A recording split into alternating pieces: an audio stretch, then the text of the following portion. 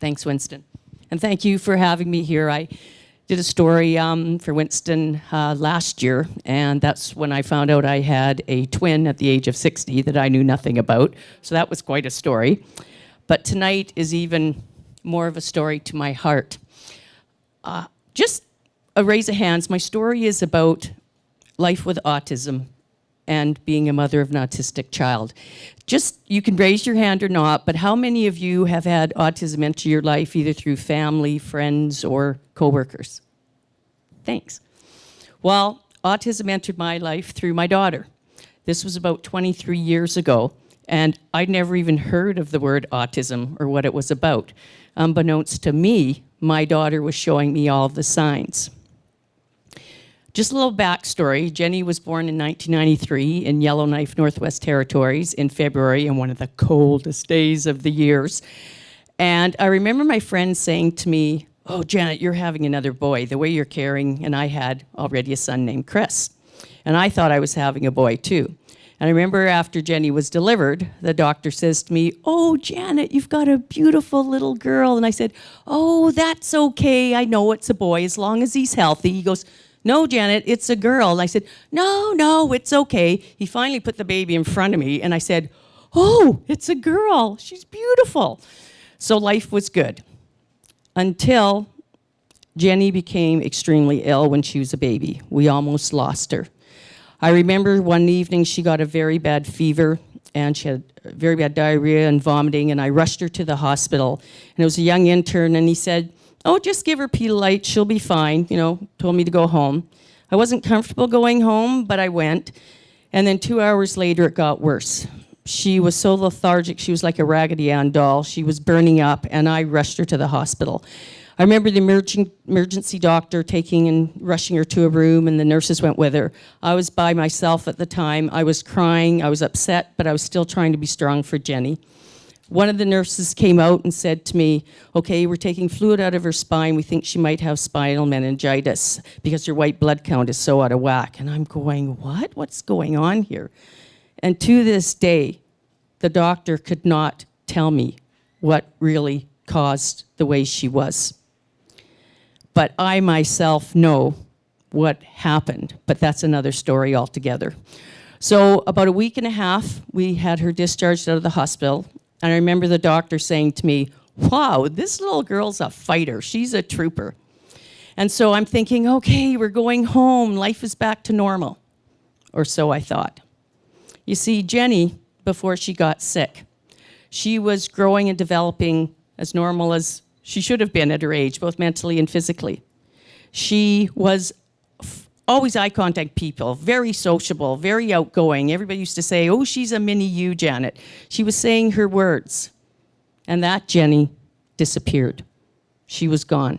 It wasn't the same girl. There was no eye contact. There was no more words. She wouldn't look at anybody. She wouldn't say, she wouldn't be sociable. She wouldn't go to anybody. And I thought, whoa, what's going on here? And then she would have fits, because if we didn't go down the same route for a walk, if we didn't have the same routine, if I changed her food, these were extreme, and they happened more than once. They happened quite a few times a day. She would hit herself, bite herself, scratch herself, throw herself on the ground. She'd scream. I said, "Oh my God, something's terribly wrong here." So I thought, well, maybe it's her hearing. Maybe she's frustrated because she wouldn't talk. She'd just push and grunt, and she wouldn't look at you. And so I took her for a hearing test, but we couldn't do it because she was having another fit. And so I thought, I don't want to stress her out anymore. And sadly, at this time, my father passed away suddenly. So we went to White Rock, and I was with my mom. And on the way back, we had gone through the Okanagan, and we really liked Vernon. So we moved there, and I thought, okay, we've got a bigger spot. I can get help for Jenny. So I made an appointment with a general practitioner, and I was telling him what was going on. And no word of a lie, he looked at me as if I was this overbearing, over-neurotic, overprotective mother. And he said, oh, she's just going through the terrible twos, and maybe she's a slow talker. And I said, well, she was already saying words before. And I said, this isn't terrible twos. This is something different. I've had a son. I've seen terrible twos. And he just looked at me, and he said, no, you don't need anything. And I said, no, I would like a hearing test at least. So we went to try to go for another hearing test. But sadly, this time it was even more of an extreme fit. I mean, the audiologist and I, we looked like tomatoes because she was just doing circles around us, and she was getting so frustrated, and it was traumatizing for her. So I was heartbroken for this little girl. She didn't want to be like this. So I went back to the doctor. Now, I'm going to tell you, I've never been an assertive person, but autism made me assertive, which was good for Jenny, but it was also good for me personally. And I walked in there and I said, Jenny needs to see a specialist. She needs to see a pediatrician. I am not leaving here until I get one. So he looked at me at first, and it was like, And then I said, I'm not leaving. And he gave me the appointment. And within 5 or 10 minutes of that pediatric appointment, she said to me, oh my God. She says, this girl needs help. She has autism. And she says, and you need respite care. So I thought, finally, someone has seen this, and I'm getting something from this. So she said, I'll make an appointment for the specialist in Vancouver. So I said, that's great. So I'm thinking, okay, this is going to be next month. And then she calls me and said, okay, we have an appointment, and it will be in a year. I said, a year? I said, this little girl, she needs help now. And so I thought, okay, well, I'm going to go out there. I'm going to get as much support as I can in the meantime. So I got what I call the dream team. This was a group of professionals and non-professionals who they went the extra mile for Jenny and for myself. They were there for her like she was her own daughter. And I remember them saying, hey, we want your input too, and we want you to be with us on everything. And we went to courses and we did things. Now, this is something that a lot of autistic parents didn't get back then, and they don't now. And I looked up at the phrase unconditional love, and that one of the definitions of it was someone who does something for someone else without wanting to know what they're going to get from it or what's in it for them. And these people were the essence of unconditional love. And our family. My son, Christopher, he knew I had to spend more time with Jenny than with him, and he understood that. And he was always there for the both of us, and very loving and very giving.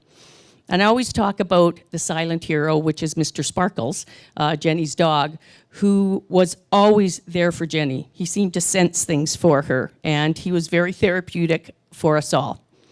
So it was time to go to the specialist appointment. We went to Vancouver, and my mom came with us for support. And we had all the tests done, and I thought, okay, we're going to get the support. We're going to find out everything here. And I remember going into the head specialist's office, and we sat down, and this is exactly how she said it. Jenny has low-functioning autism. She will never talk well. She will never do well in school. She will never be where her peers are. She's never going to get married, and she's never going to work in a bank. And I'm just kind of slowly turning her out, going, what is going on here? And my mom was patting me on the leg to give me support. And then when she was finished, I thanked her for her time. And I walked out of the office, and through the door, my poor mom, I was probably breathing down her neck, going, that's not going to happen.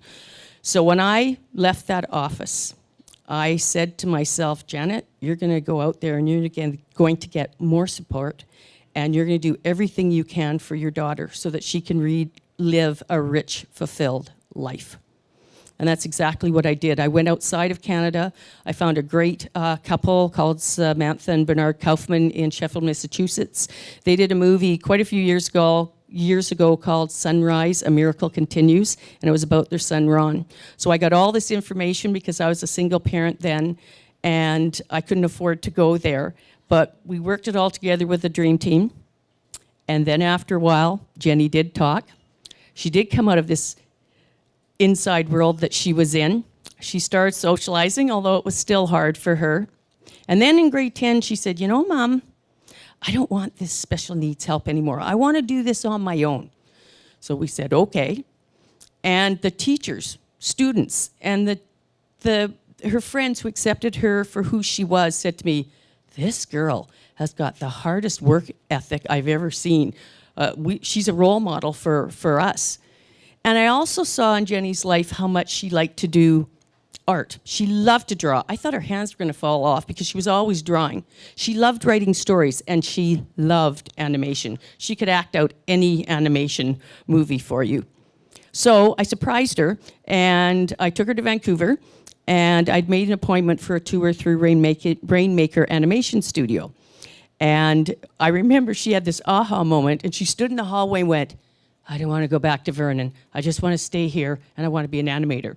And I remember the fellow that was taking us through said, he said, well, that's sure, you can do that. He says, but it's good to take some courses first. So I got right on top of that, and I phoned Vancouver Film School, and we had an opportunity to have an interview. And they said they'd love to have Jenny.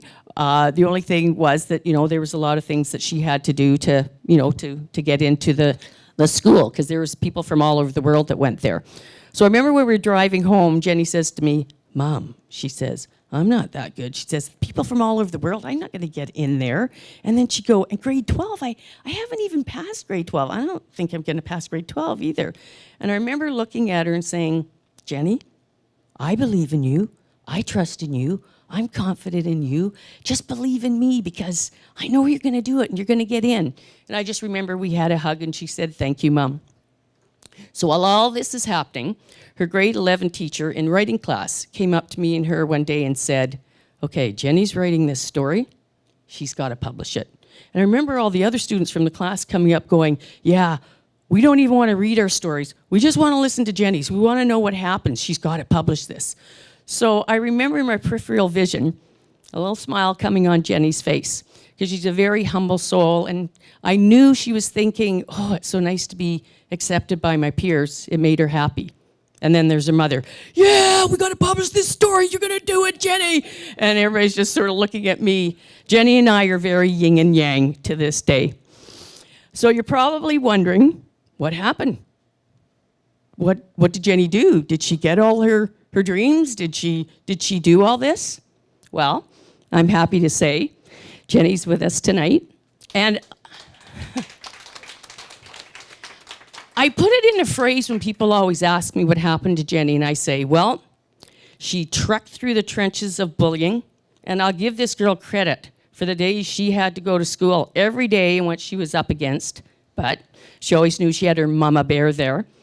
And then she climbed up the slippery mountain slopes of academics. She did pass grade 12 with honors and got scholarships.